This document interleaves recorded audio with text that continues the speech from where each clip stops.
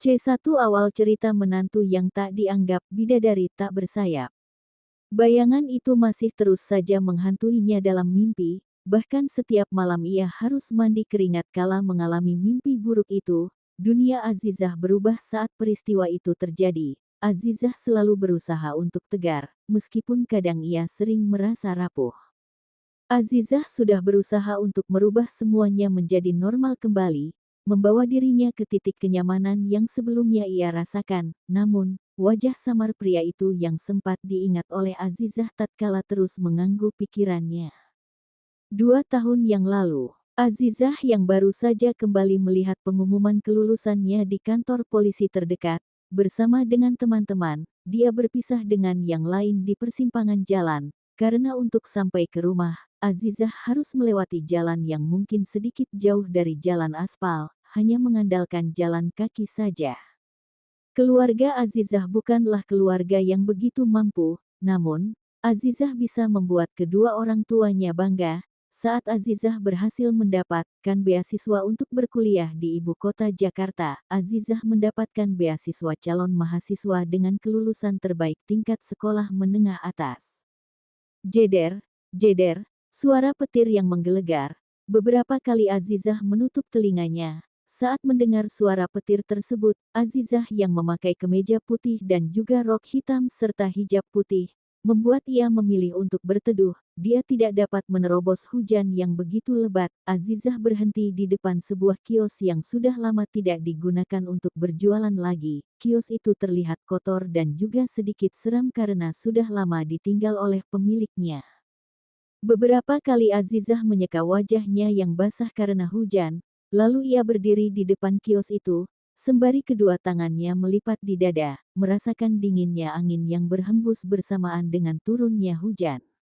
Di tempat lain, beberapa pria dewasa yang baru saja merayakan kelulusan mereka di kampung itu. Satria, aku tidak menyangka keluargamu memiliki rumah di kampung ini. Kita bisa menggunakan tempat ini sepuasnya tanpa harus menyewa hotel jika main ke kampung seperti ini. Ujar Bara, teman kuliah Satria yang seangkatan, dan juga merayakan kelulusan mereka.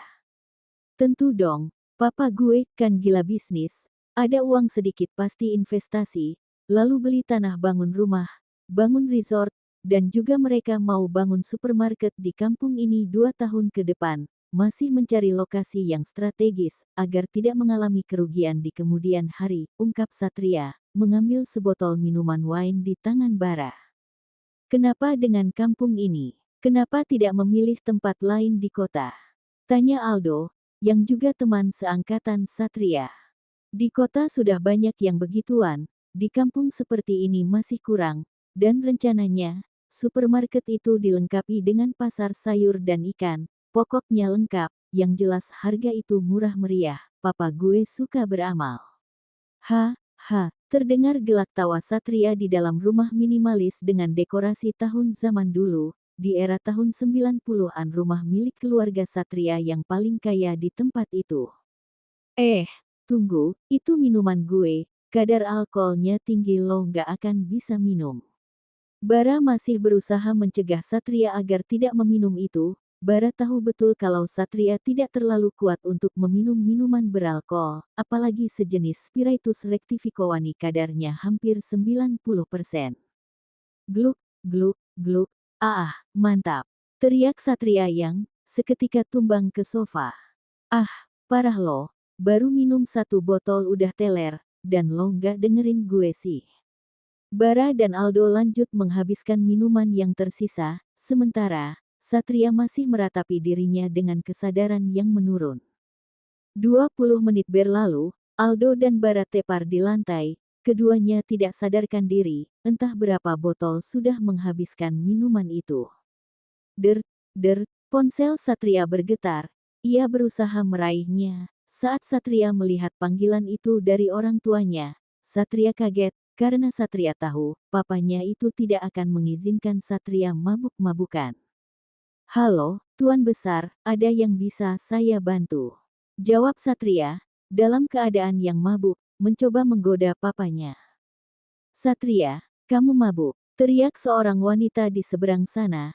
Satria segera tersadar lalu duduk di sofa. Mama, enggak, Satria hanya minum sedikit, ada apa Ma? Papamu masuk rumah sakit, pulanglah segera, ia sejak tadi menanyakanmu. Baik, Satria akan segera kembali. Tanpa berpikir panjang, Satria memutuskan panggilannya dengan Astuti Alamsyah, istri dari pengusaha sukses di kota yang bernama Adipurna Alamsyah.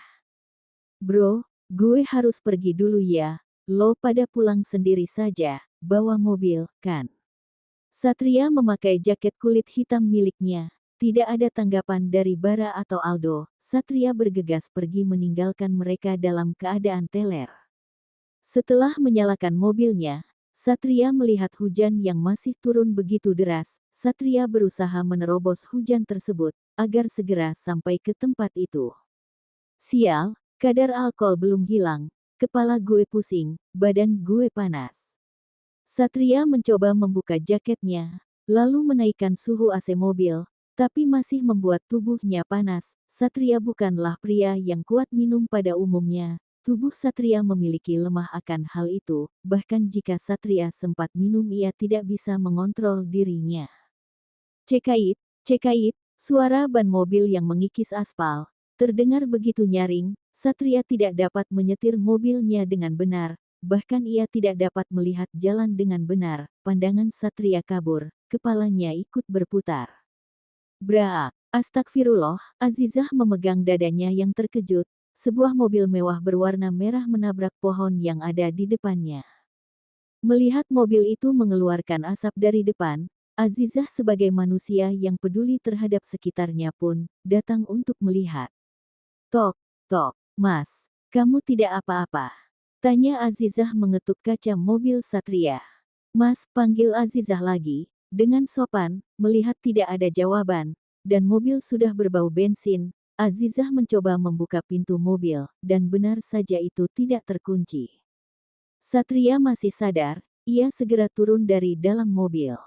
Mas, kamu tidak apa-apa? Tanya Azizah dengan lembut, saat Satria sudah berdiri di depan pintu mobil. Satria melihat ke arah Azizah, dengan wajahnya yang dibasahi hujan, dan kemeja putih yang dikenakan Azizah terlihat transparan sehingga membuat Satria membulatkan matanya. Mas, Azizah melambaikan tangannya ke depan Satria yang terdiam. Pria itu terus saja memandang wajah cantik Azizah. Ia seperti primadona desa itu, sangat cantik, bahkan kecantikannya itu alami dan raut wajahnya begitu lembut. Sini kamu. Satria menarik paksa tangan Azizah, dan membuka pintu mobil bagian belakang. Baf. Satria mendorong tubuh Azizah ke dalam mobil, membuat Azizah ketakutan setengah mati. Mas, apa yang mau kamu lakukan? Sadar Mas, kamu kenapa? Saya hanya menolong kamu, jangan lakukan itu kepada saya.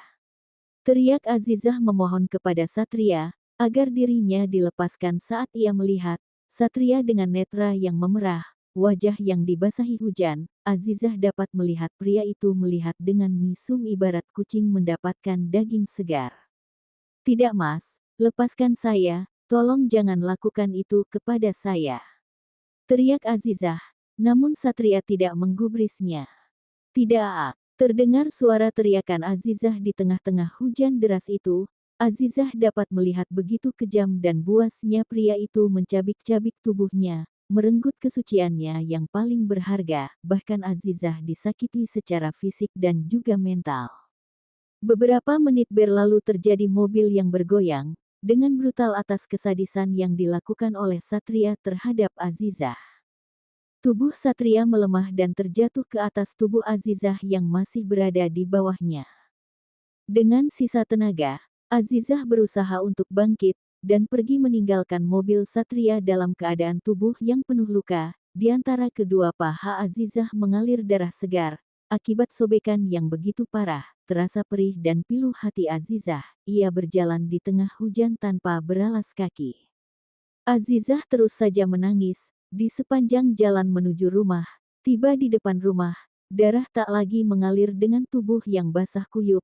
Azizah melangkah masuk ke dalam kamarnya. Mengetahui Azizah sudah pulang, Sunarsih sang ibu Azizah datang untuk melihat anaknya. Azizah, kamukah itu nak yang baru pulang? Teriak ibu dari luar kamar. Iya, Azizah mandi dulu bu, jawab Azizah dengan suara yang serak. Sunarsih kembali ke dapur ingin menyiapkan makan malam. Sementara Azizah di dalam kamar mandi, meratapi nasibnya. Ia merasa kotor dan bahkan jijik dengan tubuhnya itu. Azizah tidak bisa berhenti untuk menangis. Apalagi bekas di seluruh tubuhnya menjadi saksi bisu atas kejahatan yang dilakukan oleh Satria. Azizah menutup mulutnya agar suara tangisannya tidak terdengar oleh sang ibu. Netranya kian memerah menangis begitu terseduh-seduh. Mulai hari itu, Azizah memutuskan untuk memakai cadar, menyembunyikan wajah penuh luka dan kesedihan itu dari semua orang. Azizah menutupi dirinya dengan sempurna, belajar menerima apa yang telah terjadi, membuat Azizah menjadi wanita yang begitu kuat dan tegar. Waktu berlalu begitu cepat, semua luka mulai sembuh, Azizah mulai menerima dirinya kembali, mulai menghargai betapa pentingnya ia peduli dengan dirinya sendiri. Tidak, aku mohon, lepaskan aku. Tolong jangan lakukan itu, lepaskan aku. Tidak, teriak Azizah dengan keras, dan ia terbangun dari mimpi buruknya. Astagfirullah, Azizah memegang dada, dan mengusap wajahnya. Semenjak keluarga Ustaz Zaki datang melamar Azizah, membuat Azizah parno dan juga khawatir, akan dengan masa lalunya yang belum diketahui oleh semua orang. Azizah duduk di atas kasur dengan raut wajah yang gelisah. Azizah membatalkan untuk menerima beasiswa 2 tahun yang lalu, karena Azizah takut untuk pergi kuliah di luar kota. Malah, Azizah memilih untuk menjadi guru ngaji di pesantren Alkitab, salah satu pesantren yang dipimpin oleh Gus Zain, setelah Abah Karim meninggal. Di pesantren itulah, Azizah dan Ustaz Zaki bertemu. Saat Ustaz Zaki datang melayat ke pesantren milik sahabatnya itu, Gus Zain lama di Kairo. Ia meniti ilmu di sana, dan di sanalah ia bertemu dengan Ustaz Zaki, yang juga berasal dari ibu kota Jakarta. Azizah melihat jam di dinding menunjukkan pukul 4.40, sebentar lagi akan ada azan subuh. Azizah tidak melanjutkan tidurnya lagi, ia segera turun dari ranjang, dan berjalan ke arah kamar mandi untuk membersihkan tubuhnya. Sebelum ia melakukan ritual mandinya, lebih dulu, Azizah berdiri di depan cermin yang ada di kamar mandi. Apa aku masih layak untuk dicintai, dan jadikan istri oleh seorang pria seperti Ustaz Zaki? Dia terlalu sempurna untukku, ilmuku hanya seujung kukunya, tidak memiliki ilmu yang sempurna setidaknya memiliki mahkota yang indah, itu pun sudah hilang. Lirih Azizah, tak terasa air matanya terjatuh. Apa aku masih bisa memiliki keturunan, setelah pembersihan rahim 2 tahun yang lalu? Lanjut Azizah lagi, mendengar suara azan yang berkumandang, Azizah segera menepis semua keraguan di hatinya, lalu mulai mandi dan membersihkan tubuhnya. 1 jam kemudian, Azizah yang keluar dari kamar dengan pakaian rapinya, menggunakan gamis besar yang selaras dengan hijab yang menutup auratnya serta nikab yang sudah terpasang begitu rapi. Masya Allah, cantik sekali anak ibu, ucap Sunarsih, saat melihat Azizah berjalan ke arah meja makan. Ibu terlalu memuji, bahkan ibu lebih cantik dari aku. Azizah tersenyum. Azizah, apa hari ini kamu akan datang ke pesantren Gus Zain lagi? Tentu bu, karena Azizah kan sudah mengambil tanggung jawab itu dari Ning Aisyah. Azizah harus bisa menjaga amanah. Azizah melanjutkan sarapan paginya. Sunarsih menemani sang anak untuk sarapan. Asteris. Tidak mas, lepaskan saya, tolong jangan lakukan itu kepada saya. Tidak, suara teriakan itu begitu melengking di telinga Satria. Satria terbangun dari tidurnya. Di depan sudah ada Aldo dan Bara yang menunggu dia. Lo masih mimpiin perempuan itu. Aldo mendekat ke meja kerja Satria. Parah lo Sat, lagi kerja sempatnya tidur, mimpi ngewi sama perempuan lagi. Cibir Bara yang sedang memainkan ponselnya duduk di depan kursi meja kerja Satria. Ada apa kalian datang kemari? Tanya Satria begitu sadar dari mimpinya. sudah melihat kedua sahabat berada di dalam ruangan kerjanya. "Pak, nih, papa gue nyuruh gue buat ngirim ini berkas ke kantor lo." Satria mengambil map yang ada di tangan Aldo, sementara Bara masih sibuk dengan ponselnya. "Lo nggak kerja?" tanya Satria kepada Bara. "Ini kan gue kerja, di mana ada Aldo di situ ada gue," imbuh Bara dengan santai. "Percuma lo gaji dia, kerjaannya cuma ngekor lo aja," cibir Satria lagi. "Untung aja mamanya itu tante gue, kalau nggak udah gue pecat," ketus Aldo dengan tajam. Tante kata lo, mama gue mama lo juga nyet." Papa gue, papa lo, kan?" timpal Aldo. Bara tersenyum. Satria hanya menggeleng-geleng kepalanya saja, melihat dua bersaudara tiri itu yang terus saja debat, meskipun hanya adik tiri beda ibu dan beda ayah. Aldo dan Bara adalah sahabat dan saudara yang cukup bikin orang iri. "Jadi Sat, lo udah tahu, siapa perempuan yang lo perkosa itu?" bisik Aldo, duduk di pinggir meja kerja Satria, tepat di sampingnya. "Belum, gue nggak tahu siapa perempuan itu, namun, setiap dia hadir di mimpi gue tahu betul dia pasti mengalami kesakitan yang begitu dahsyat, bahkan gue dapat melihat air matanya itu yang membasahi wajah cantiknya. Netranya itu memerah, tangannya putih lembut memegang lengan gue, berusaha mendorong gue, tapi gue malah maksa dia untuk diam menerima kejahatan gue," ungkap Satria, melirik Aldo. "Apa yang sedang kalian bicarakan?" tanya Bara, yang melihat keduanya berbisik-bisik. "Lo sibuk main game," ketus Aldo. Bara mengerutkan dahinya, lalu melirik Satria yang melamun. "Lo masih kebayang dengan peristiwa 2 tahun lalu?" Satria mengangguk. Bara menyimpan ponsel, lalu menatap Satria dengan serius. Saat kami menemukan lo di dalam mobil dengan keadaan yang tidak bisa gue jelaskan, yang jelas lo abis perang lah, gue lihat cakaran di punggung dan lengan lo itu parah banget, berarti itu cewek benar-benar merasakan sakit yang luar biasa karena lo paksa," imbuh Bara, kini menatap Satria dengan tatapan seriusnya. "Benar, apalagi ada bekas noda darah di kemeja baju yang lo pakai. Berarti wanita itu masih perawan." "Satria, kasihan anak orang lo gagahin, tapi tidak lo tanggung jawab." Mendengar ucapan Aldo, semakin membuat Satria merasa bersalah. "Kalian sendiri tahu, sudah 2 tahun ini aku hidup dalam rasa bersalah. Bahkan setiap lihat kasus pemerkosaan di TV gue teringat wanita itu. Kalian gak pernah tahu bagaimana jadi gue," timpal Satria dengan raut wajah yang kesal dan juga marah. "Kesalahan ada di kita semua, kenapa juga hari itu lo bawa minuman kadar alkohol yang Satria tidak bisa minum, jadi, buat dia ngeblank, kan?" sambung Bara. "Sudah terjadi, untuk apa mengingatnya lagi, jadi saat apa sekarang rencana lo?" tanya Aldo. Nggak tahu, orang tua gue maksa gue buat tunangan dengan Bella. Lo tahu, kan gue putus sama Bella karena dia selingkuh. Gara-gara dia kita pulang ke kampung terus rayain kelulusan kita sekalian buat ilangin stres. Niat mau ngilangin masalah, malah tambah masalah," ujar Satria yang kesal.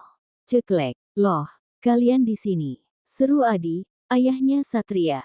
"Om," Aldo tersenyum. Begitu juga dengan Bara yang langsung berdiri untuk menyapa ayahnya Satria, pemilik perusahaan Purna Alamsyah. Adi mengangguk sembari menghampiri anaknya. "Satria, tadi Paman Dika menelpon Papa, katanya beberapa barang di supermarket Purna habis stok. Mereka sudah menelpon ke pusat, namun, belum ada tanggapan. Coba kamu yang datang ke kampung sekalian cek itu barang. Dan juga kamu bisa sekalian melihat-lihat di sana. Semenjak itu supermarket berdiri, kamu selalu nolak untuk datang ke sana," ungkap Adi. "Jangan aku deh, Papa aja gimana, aku bisa menjaga kantor." "Tidak bisa, Papa ada pertemuan besok pagi dan lusa, kamu yang harus berangkat ke sana," titah Adi, tanpa ada kata penolakan. Sambungnya lagi, lalu pergi meninggalkan ruangan Satria. "Bro, sepertinya semesta sedang menguji lo," timpal Aldo yang melihat Satria sedang gelisah.